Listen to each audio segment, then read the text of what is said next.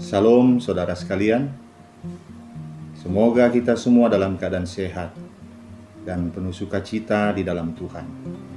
Hari ini kita akan merenungkan firman Tuhan dari 2 Raja-Raja 4 ayat 42 sampai 44. Sebelumnya kita berdoa. Bapa di surga, kami akan merenungkan firman-Mu. Kiranya Roh-Mu yang kudus menerangi hati dan pikiran kami, agar kami sungguh memahami firman-Mu di dalam kebenaran-Mu saja. Dalam nama anak-Mu Tuhan Yesus Kristus kami berdoa. Amin. Saya akan bacakan bagi kita firman Tuhan hari ini. 2 Raja-Raja 4 ayat 42 sampai 44 di bawah judul Memberi Makan 100 Orang. Beginilah firman Tuhan.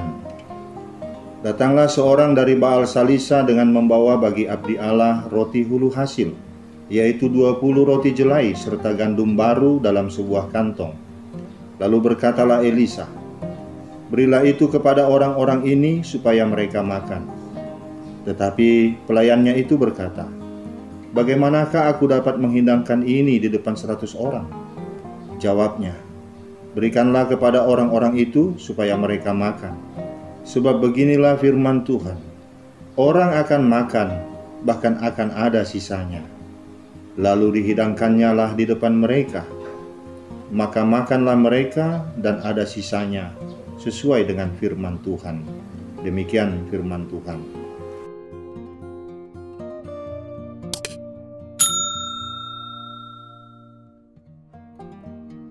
Saudaraku, pada zaman Nabi Elisa ini, seperti juga pernah terjadi pada masa Elia, terjadi kekeringan selama 7 tahun lamanya. Di mana-mana terjadi kekurangan makanan, di mana-mana terjadi kelaparan.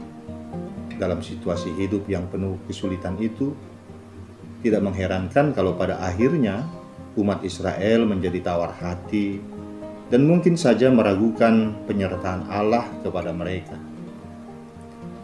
Kesulitan-kesulitan hidup yang silih berganti telah membuat bangsa itu menjadi pesimis dan kehilangan pengharapan. Seolah-olah Tuhan tidak lagi dapat menolong mereka. Namun, Tuhan Allah tahu persis apa yang sedang dialami oleh umatnya. Ia sangat memahami situasi dan keputusasaan mereka menghadapi kenyataan hidup yang penuh kesulitan. Allah tidak membiarkan umatnya terus-menerus berada dalam situasi seperti itu. Dia beberapa kali menyatakan kepada mereka bahwa Dia pasti dan selalu hadir di tengah-tengah kesulitan umatnya. Maka pada zaman itu, Tuhan Allah menunjukkan beberapa mukjizat-Nya melalui Nabi Elisa. Dan salah satunya adalah seperti yang telah kita baca dalam teks renungan kita pada hari ini, di mana Allah merubah kekurangan menjadi kelebihan. Renungan kita ini diawali dari ketaatan hati seseorang untuk melakukan kewajiban imannya. Seseorang dari Baal Salisa datang mempersembahkan roti hulu hasil, yaitu 20 roti jelai serta gandum baru dalam sebuah kantong. Sekalipun pada saat itu musim paceklik, tetapi ia tetap melakukan kewajibannya. Baginya tidak ada alasan apapun untuk menunda kewajibannya kepada Allah. Didorong oleh iman dan keyakinan bahwa segala yang diperolehnya berasal dari Allah, maka orang ini merasa berkewajiban memberikan sedikit dari rezekinya kepada Allah sebagai persembahannya. Di sini kita menyaksikan bahwa paceklik dan kesulitan hidup tidak mematikan iman orang percaya untuk tetap setia pada apa yang dia imani. Penderitaan, kelaparan, kesengsaraan tidak melahirkan kekhawatiran yang berlebihan dan tidak menghalangi orang percaya memberikan pada Allah apa yang seharusnya menjadi hak Allah. Ia tidak mengamankan dirinya lebih dulu baru memberi, karena ia sadar keamanan hidupnya ada pada Allah, bukan pada dirinya sendiri. Saudaraku, apa yang ditunjukkan di sini juga mengingatkan kita agar kita belajar untuk bergantung pada Allah yang senantiasa menyediakan segala keperluan kita tanpa perlu mengambil hak orang lain. Mengikuti hukum Musa, hulu hasil dari segala yang tumbuh di tanah yang dipersembahkan kepada Tuhan Allah merupakan bagian hamba Tuhan. Itulah yang dilakukan oleh seseorang yang datang kepada Elisa dengan membawa roti hulu hasil. Persembahan ini adalah suatu persembahan hasil panen pertama. Yang dilakukannya sesuai dengan ketaatannya, melaksanakan hukum Taurat yang mengharuskan agar setiap orang mempersembahkan hasil panen pertamanya kepada Allah. Lalu Nabi Elisa menerima persembahan itu. Sebenarnya dia berhak dan bebas untuk menyimpannya bagi dirinya sendiri. Setidaknya ada cadangan makanan untuknya beberapa hari ke depan. Tetapi dia tidak memakai hak dan kebebasannya itu untuk kepentingannya sendiri. Elisa dengan tulus hati membagi seluruh persembahan itu untuk keperluan seluruh pelayan. Ini menunjukkan rasa kepeduliannya. Elisa merupakan seorang pemimpin yang mengayomi. Ia tidak mementingkan diri sendiri, tetapi memperhatikan keperluan rekan-rekan sepelayanannya. Kemudian Elisa memerintahkan pelayannya membagikan apa yang ada. Sang pelayan merasa ragu akan jumlah makanan yang tersedia. Ketidakyakinan si pelayan ini membuatnya membantah Elisa. Secara matematis, ukuran satu jelai roti hanya cukup untuk satu orang. Roti ini hanya cukup untuk kebutuhan 20 orang saja. Sedangkan mereka ada 100 orang. Maka pelayan Elisa ragu untuk menghidangkan roti itu. Bagaimana aku dapat menghidangkan ini di depan 100 orang? Saudaraku, kekhawatiran memang seringkali menjadi sumber perbantahan. Namun atas desakan Elisa, sang pelayan membagikan roti yang 20 jelai itu untuk 100 orang. Mereka makan dan sungguh menakjubkan. Ada sisanya. Memang bisa saja terjadi jika ada rasa kepedulian terhadap orang lain, maka sesuatu yang sedikit pun akan terasa cukup. Bisa saja mereka saat memakan roti itu masing-masing mengambil sedikit dan merasa cukup. Tetapi Alkitab tidak menjelaskannya seperti itu. Artinya, pada saat itu kuasa Allah bekerja. Kuasa Allah berlangsung saat pelayan membagikannya. Maka roti itu bertambah-tambah. Saudaraku, memberikan sesuatu pada masa sulit, apalagi masa kelaparan, biasanya tidak akan dilakukan oleh manusia. Orang akan cenderung memilih untuk mengamankan persediaan bagi dirinya sendiri daripada memberikan apa yang dia miliki kepada orang lain. Namun dalam renungan kita saat ini, kita menyaksikan pribadi-pribadi yang tidak egois, pribadi-pribadi yang tidak hanya memikirkan kebutuhannya sendiri. Orang dari Baal Salisa itu tidak egois. Dari semua rezeki yang dia dapatkan, ia tahu ada hak Tuhan di sana. Dalam situasi sulit sekalipun, ia tidak mau mengambil hak Allah. Ia mempersembahkan hak Allah itu melalui hambanya. Elisa juga tidak egois. Sekalipun ia berhak, ia tidak mengambil semua roti itu untuk dirinya sendiri, tetapi membaginya untuk orang lain. Ia merasa dalam masa kelaparan adalah tidak bijaksana untuk menyimpan bagi dirinya sendiri persediaan makanan yang telah ia terima. Ia percaya kepada Allah untuk masa depan hidupnya. Yang pertama ia pikirkan adalah orang lain yang lapar di sekitarnya. Saudaraku, dunia lebih banyak membutuhkan sikap tidak egois, sikap penuh perhatian seperti ini. Terlebih dalam situasi dunia saat ini, pandemi COVID-19 membuat banyak orang serba berkekurangan. Banyak orang tidak punya uang untuk membeli obat-obatan dan vitamin. Banyak orang kelaparan. Ada berapa banyak dari mereka yang mempunyai kelebihan berlimpah-limpah, namun enggan untuk memikirkan mereka yang berada dalam kekurangan. Puji Tuhan, Di saat sebagian besar pelayanan ibadah di gereja terhenti oleh PPKM pemerintah, pelayanan nyata dalam kehidupan anggota jemaat justru bertumbuh pesat di masa COVID ini. Anggota jemaat saling peduli dan saling membantu satu dengan yang lain. Jika ada anggota jemaat yang dinyatakan positif COVID-19, tanpa diminta, anggota jemaat lainnya akan memberikan bantuan mereka. Mereka akan segera mengirimkan vitamin dan obat-obatan, bantuan logistik dan makanan kepada saudara-saudaranya yang sedang menjalani perawatan atau isolasi mandiri. Pertolongan Tuhan datang dari tangan-tangan umat-Nya.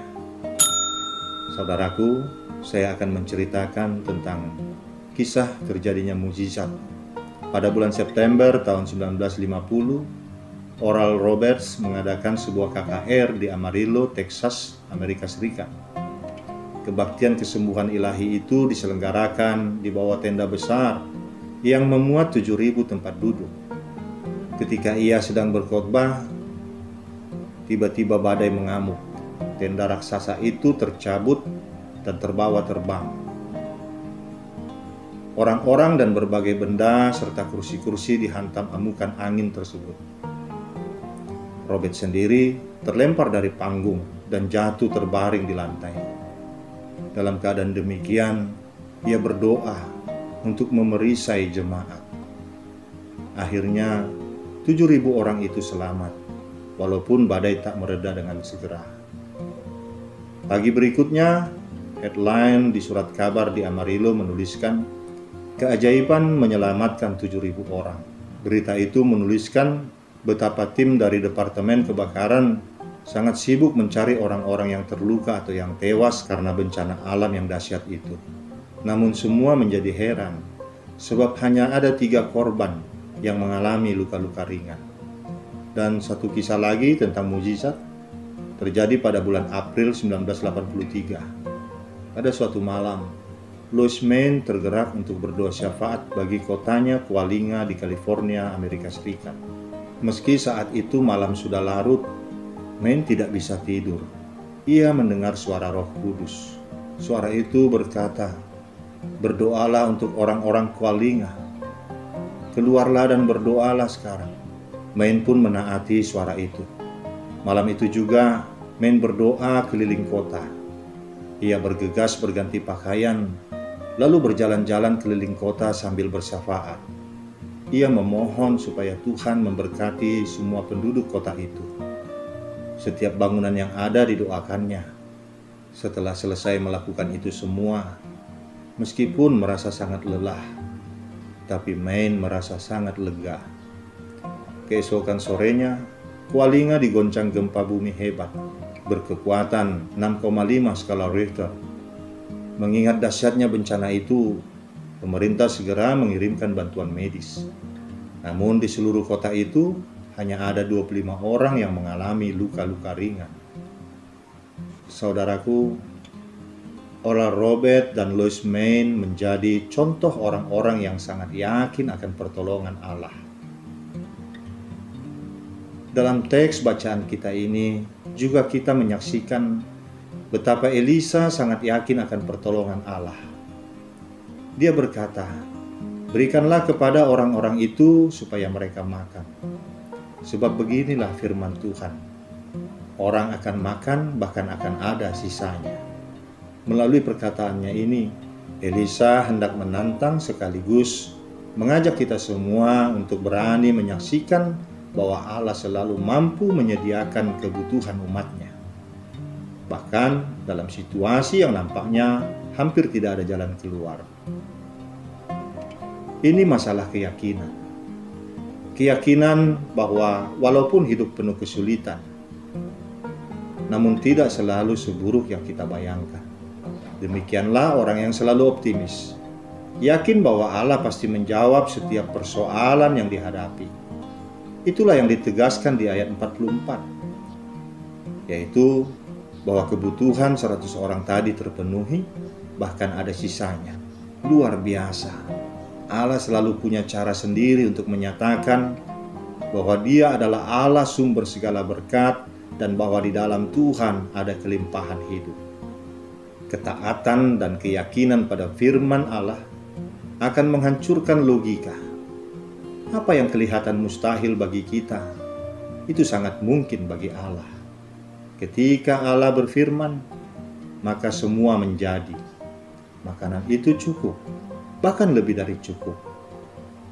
Hal ini juga mengingatkan kita akan mukjizat yang terjadi saat Tuhan Yesus memberi makan 5.000 orang dengan 5 roti dan 2 ikan.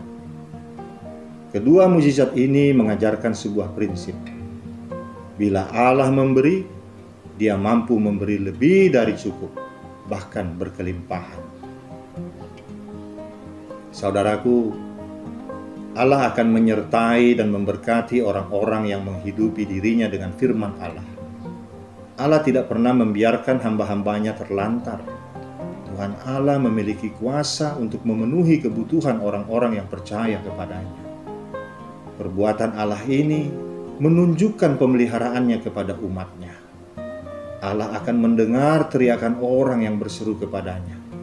Allah akan menolong orang miskin, orang lapar, dan orang yang menderita. Allah adalah sumber kekuatan bagi orang percaya pada segala situasi dan kondisi. Saudaraku, dari khotbah ini ada 3 hal penting untuk kita lakukan.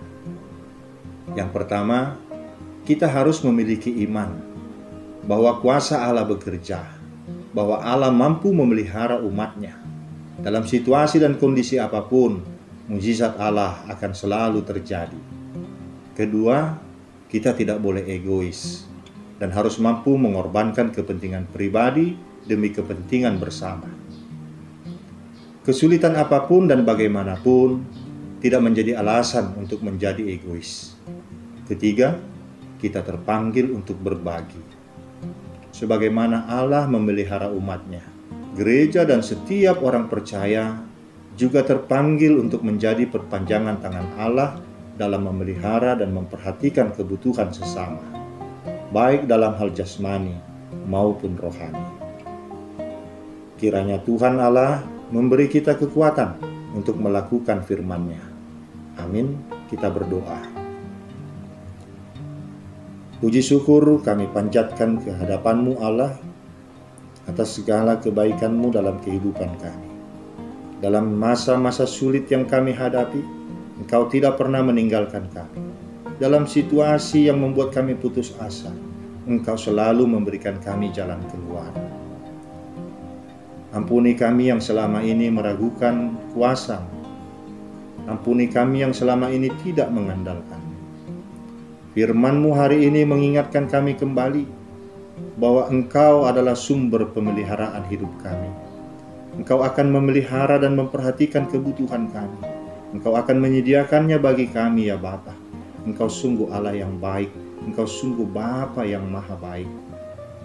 Ya Bapa, firman-Mu ini juga memberi perintah kepada kami agar kami juga mau memperhatikan kebutuhan orang lain, kebutuhan sesama kami, agar kami menanggalkan sifat egois dari dalam diri kami dan mulai membuka hati kami untuk mau memperhatikan dan menolong orang lain di sekitar kami, terlebih mereka yang sangat berkekurangan. Bapa di surga, saat ini di dalam pandemi COVID-19 ini ada banyak orang yang tidak memiliki apa-apa lagi untuk diandalkan, kecuali hanya mengandalkan-Mu saja. Mereka lapar, mereka tidak punya uang. Bapa, jadikan kami saluran berkat-Mu untuk menyatakan mukjizat di tengah-tengah kehidupan mereka. Pakai kami sebagai alat-Mu Tuhan, agar nama-Mu semakin dimuliakan. Di dalam nama anak-Mu Tuhan Yesus Kristus kami berdoa. Amin. Saudaraku, kita akan berjumpa lagi di lain waktu. Tuhan memberkati kita semua. Salam sehat, Salam.